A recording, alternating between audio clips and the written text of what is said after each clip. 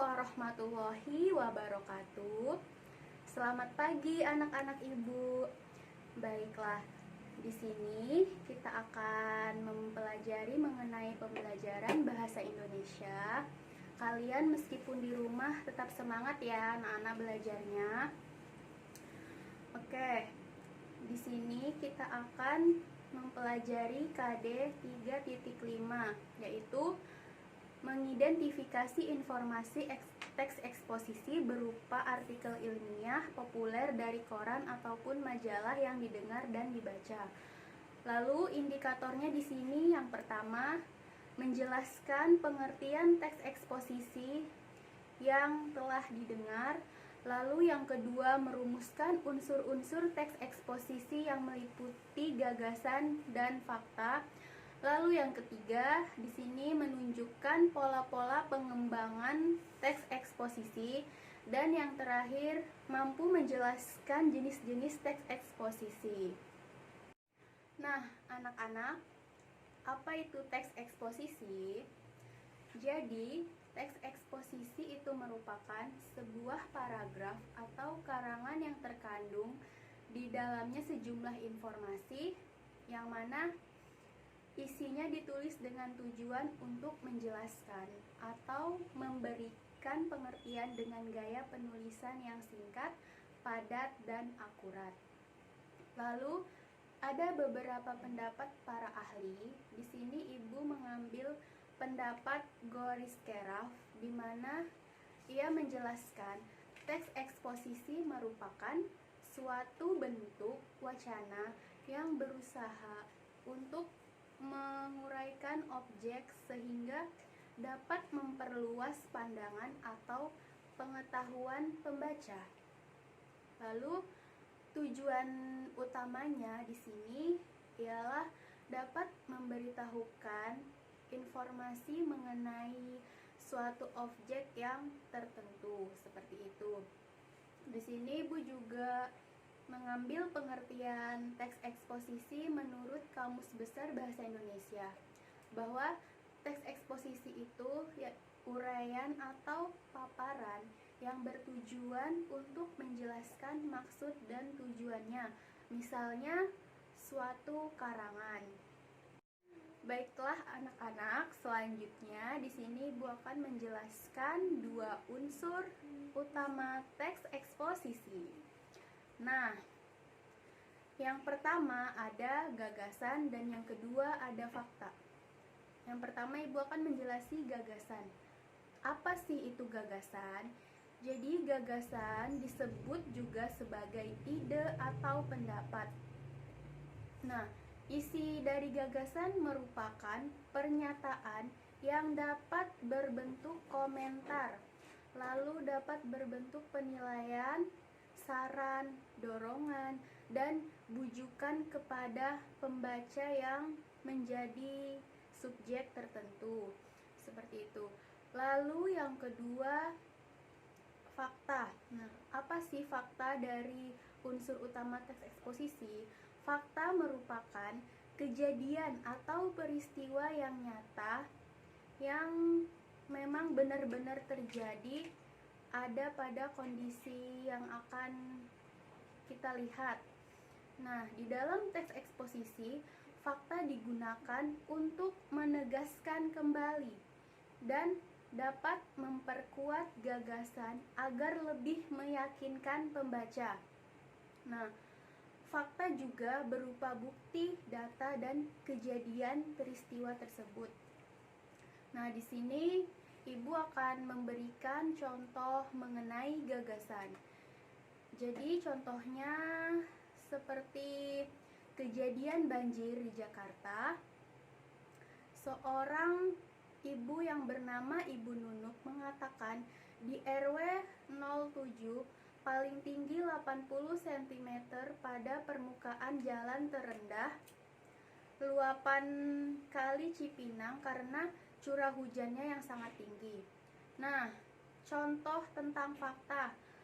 Contoh kenyataannya pada berita banjir di sini, sejumlah kawasan permukiman warga di wilayah Jakarta Timur tergenang banjir hari Rabu pada tanggal 6 bulan 5 2020 malam hari. Baiklah anak-anak, selanjutnya Ibu akan menjelaskan pola-pola pengembangan teks eksposisi. Nah, yang pertama ada pola pengembangan umum khusus. Pola pengembangan umum khusus disebut juga sebagai paragraf deduktif. Di dalam pola ini, ide pokok diletakkan di awal teks, lalu diikuti dengan kalimat-kalimat pendukung. Yang kedua, ada pola selanjutnya adalah khusus ke umum atau paragraf induktif.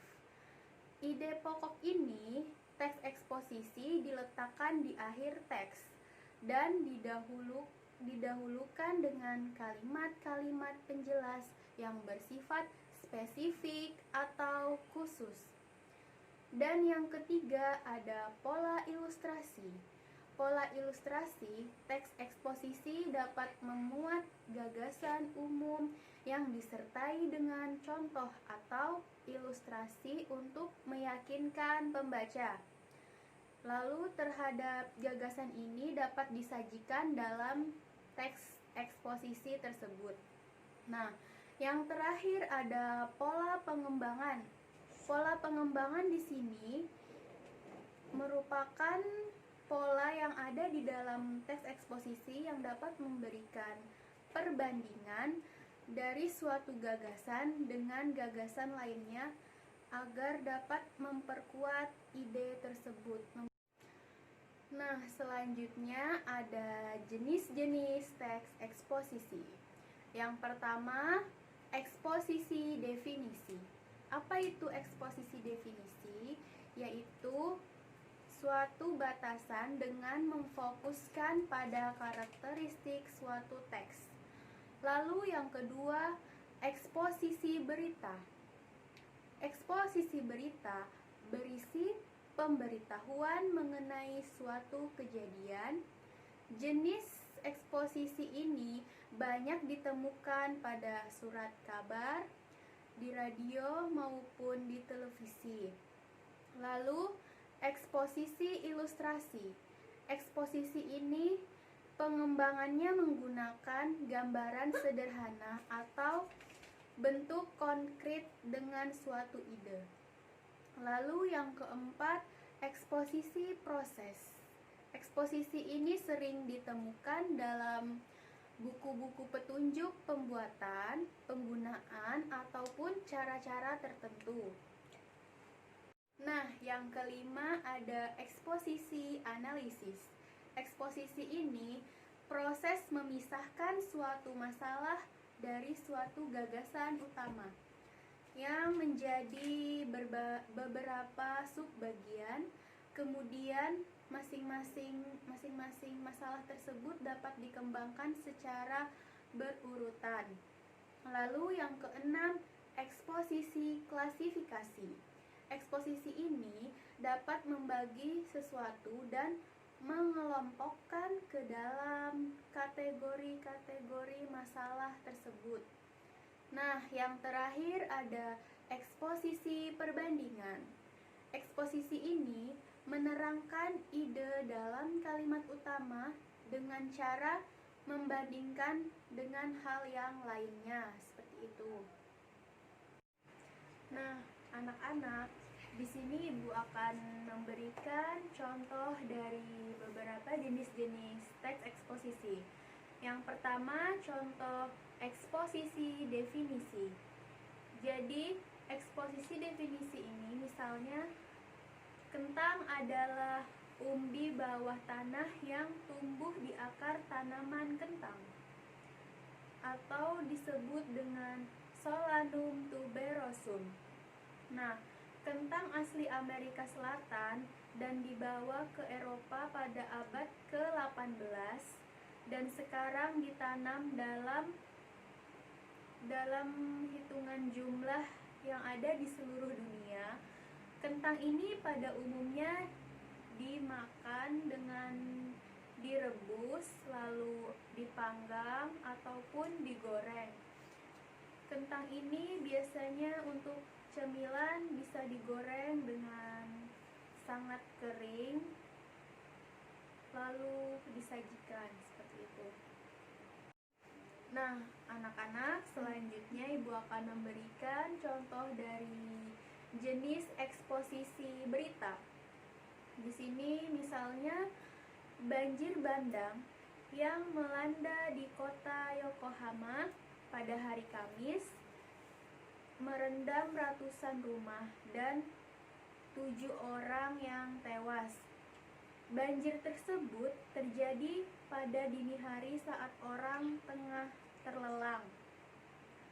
Banjir ini terjadi disebabkan hujan yang telah mengguyur kota tersebut di pagi hari sampai tidak terhenti. Akibatnya sungai tidak mampu menampung volume air. Nah, selanjutnya Ibu akan memberikan jenis contoh teks eksposisi proses. Teks eksposisi proses ini biasanya ditemukan pada buku-buku petunjuk pembuatan, penggunaan, ataupun cara-cara tertentu. Di sini Ibu memberikan contoh untuk membuat masker kentang. Untuk membuat masker kentang, campurkan 3 sendok makan air kentang dengan 2 sendok makan madu. Lalu aduk hingga merata, oleskan ke wajah dan leher, biarkan selama 10 hingga 15 menit atau sampai mengering, kemudian dibilas dengan bersih. Nah, selanjutnya di sini Ibu memberikan contoh dari jenis teks eksposisi perbandingan.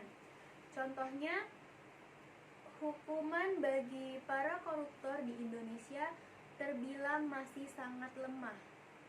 Bahkan penegakan hukum dengan mudahnya disuap untuk meringankan proses hukuman. Lalu banyaknya koruptor ratusan miliar hanya mendalam di penjara selama 3 tahun.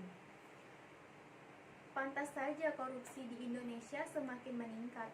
Berbeda dengan pemerintah Cina yang menerapkan hukuman mati bagi para koruptor, sehingga tingkat pidana korupsi di Cina itu sangat sedikit. Contoh dari eksposisi perbandingan seperti itu ya, anak-anak. Nah, selanjutnya di sini Ibu akan memberikan contoh jenis teks eksposisi klasifikasi. Contohnya, sebelum penamaan jenis-jenis kritik sastra yang bervariasi, tergantung pada pendekatan yang digunakan. Nah, pendekatan moral menekankan pada pertalian karya sastra dengan wawasan moral dan agama. Pendekatan historis yang bekerja atas dasar lingkungan karya sastra yang berkaitan dengan fakta-fakta dari zaman dan kehidupan seorang pengarang. Pendekatan impressionistik menjadi ciri khas aliran sastra yang romantik. Lalu menekankan pada efek personil karya sastra pada kritikusnya, seperti itu. Oke, anak-anak, selanjutnya Ibu akan memberikan contoh jenis eksposisi ilustrasi. Jenis eksposisi ini biasanya menggunakan perasa penghubung, yaitu seperti dan bagaikan. Contohnya, sebenarnya kondisi ekonomi kita sudah relatif membaik. Nah, indikatornya dapat dilihat dari berbagai aspek. Misalnya, dalam bidang otomotif, setiap hari kita ditemukan aneka kendaraan yang melintas di jalan raya, sepeda motor ataupun mobil ataupun beca dan lain sebagainya. Baiklah anak-anakku, itu tadi pembelajaran kita pada hari ini.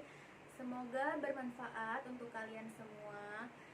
Ketika kalian masih bingung dengan pembelajaran ini, kalian bisa membuka video yang sudah Ibu buatkan ya, anak-anak. Untuk penugasan akan kita bahas di pertemuan selanjutnya. Terima kasih anak-anak, mohon maaf bila ibu ada salah kata. Wassalamualaikum warahmatullahi wabarakatuh.